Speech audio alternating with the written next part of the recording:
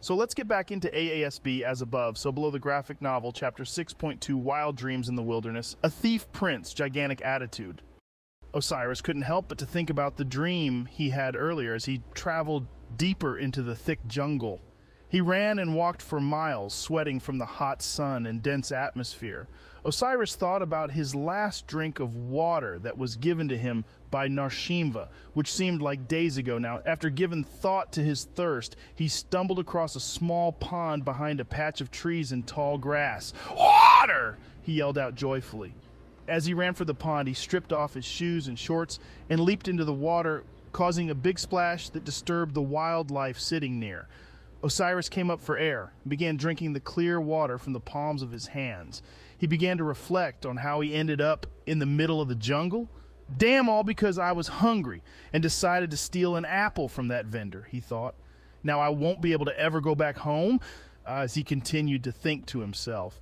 A young boy watched Osiris' movements carefully from behind the trees.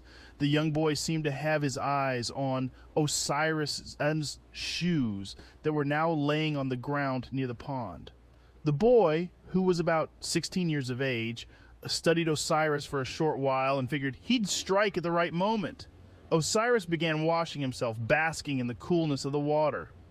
Yes, he's not paying attention, the boy said to himself. He eased himself quietly to Osiris's shoes and swiftly picked them up. Oh man, they wouldn't fit me. I guess I'll just trade them for something else, the boy thought. As the boy analyzed the shoes, he began to reach for Osiris's shorts. These look old and worthless, but they'll come in. Before the boy could finish his thought, a closed fist hit him in the face, knocking him back, causing him to cartwheel backwards to get out of dodge in case the attacker followed up.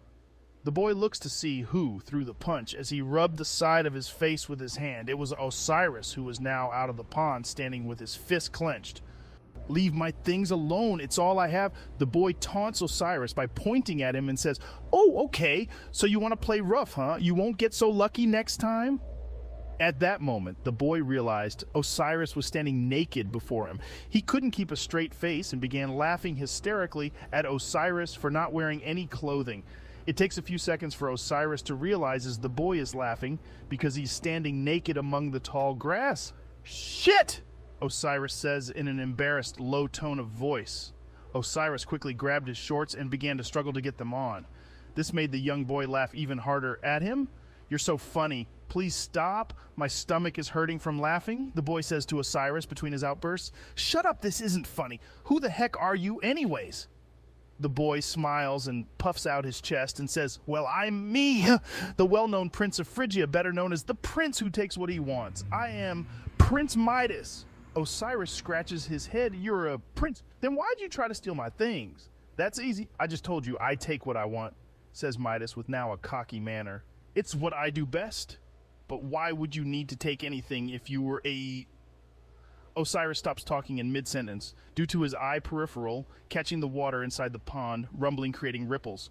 Midas doesn't notice that until the frogs around the pond began to evacuate the water. Osiris looks up and notices that the birds are leaving the trees near the area also. "What's this going on?" Midas says with an unsettling voice. "I don't know," Osiris responded slowly, while trying to figure out what was going on himself. The pond began trembling, and the ground began to shake and rumble. Osiris and Midas both were too afraid to make any sudden movements. The snapping sound of trees filled the area along with the trembling getting heavy. Something was coming. Something was moving fast. It had to be huge for all this commotion to occur. Midas yells to Osiris, "Hey man, I don't know your name, but nice to meet you. I'm out of here." Just as Midas tried to run, a humongous man of gigantic stature knocked over the jungle trees and bushes in one swipe as he ran and jumped in the air, blocking out the sunlight over Osiris and Midas. They didn't have any time to move out the way and was blown away by the wind gust of the giant's leap. The giant's heavy landing had completely changed the landscape of the pond.